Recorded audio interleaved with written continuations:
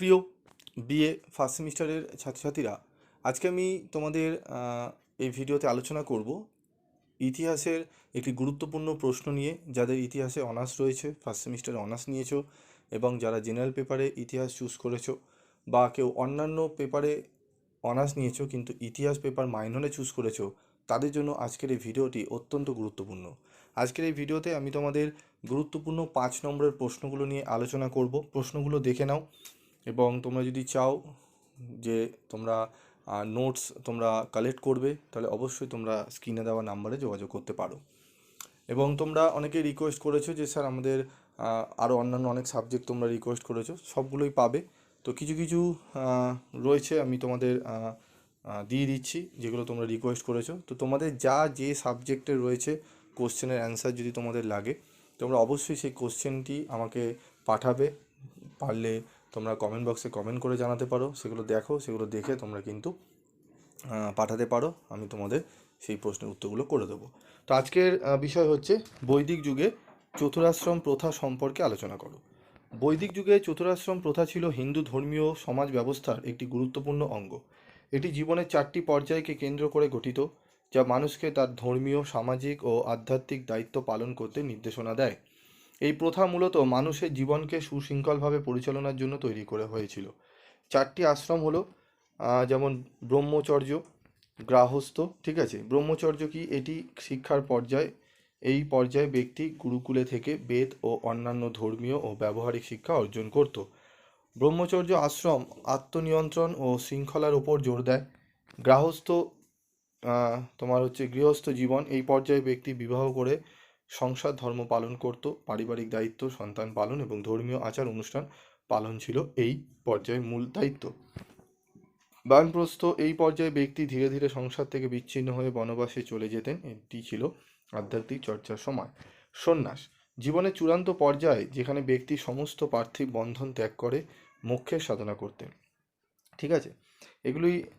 তারপর রয়েছে আমাদের দেখো উপসংহার। ভারতীয় আর্য সমাজ বর্ণ ও আশ্রমের ওপর ভিত্তি করেই গড়ে উঠেছিল। ব্রহ্মচর্য, গার্হস্থ্য, বানপ্রস্থ এবং সন্ন্যাস, এই 4টি আশ্রয় আর্য সমাজের ব্যবস্থাকে নিয়ন্ত্রণ করত। অর্থনীতি, রাজনীতিতেও এর প্রভাব ছিল বেশ গভীর। সেজন্য এই দুটি ব্যবস্থাকে রক্ষা করার জন্য কঠোর অনুশাসনেরও প্রয়োজন ছিল, ঠিক আছে। তো এটি একটি তোমাদের গুরুত্বপূর্ণ 5 নম্বরের প্রশ্ন। আমি প্রত্যেকটি 5 নম্বরের প্রশ্নের আলোচনা তোমাদের ভিডিও দেখিয়ে দেবো, তোমাদের আলোচনা করে দেবো। তোমরা যারা চ্যানেল ফলো রেখেছো অবশ্যই তোমরা পাবে। এবং তোমাদের বারবার বলবো, তোমরা যারা টেক্সট বই কিনেছো বা যে কোনো তোমরা বই কিনেছো, সেই বইটি ভালো করে পড়ো। যদি কোনো প্রশ্নের উত্তর করতে গিয়ে তোমাদের সমস্যা হয় যে স্যার আমরা বইতে ঠিকমতো পাচ্ছি না, অনেকটা বড় হয়ে যাচ্ছে বা কতটা লিখবো, তোমরা অবশ্যই কিন্তু সেই প্রশ্নটি পাঠিও। আমি তোমাদের গ্রুপে তো নোটস দিয়েই দিচ্ছি, পার্সোনালও যদি কারো চাই আমি অবশ্যই সেই প্রশ্নের উত্তরটি দিয়ে দেবো। অনেকেই প্রজেক্টের জন্য অনেক প্রশ্নের উত্তর তারা পায়নি, আমাকে পার্সোনাল পাঠিয়েছে, সেগুলো আমি পাঠিয়েছি। সেগুলো ভিডিও করতে গেলে প্রচুর ভিডিও হয়ে যাবে, ঠিক আছে। এবং নতুনত্ব কিছু করতে গেলে পিভি স্টাডি ক্লাস, সেগুলো অন্যান্য চ্যানেলরা, যাই হোক, আর কিছু বলার নেই সেই বিষয়গুলো। তোমরা চাইলে চ্যানেল ভালো করে ভিজিট করবে, বিগত একদম পুরনো ভিডিওতে চলে যাবে, সেই সময়ের 4 বছর 5 বছরের দেখবে ভিডিও। সেই সময় অন্য চ্যানেল যারা কথা বলে, অন্যান্য কথাগুলো বলে যে তাদের দেখে করা হয়, পিভি স্টাডি ক্লাস ফলো করে, তো দেখবে সেখানে দেখবে আমার যে পুরনো ইয়ার্সে যে আমি সাবজেক্টের ভিডিও দিতাম, সেগুলো কিন্তু অন্যান্য চ্যানেলে তখন দেওয়া হতো না। কেউ খবর নিয়ে কেউ অন্য অ্যাক্টিভিটিস করা হতো।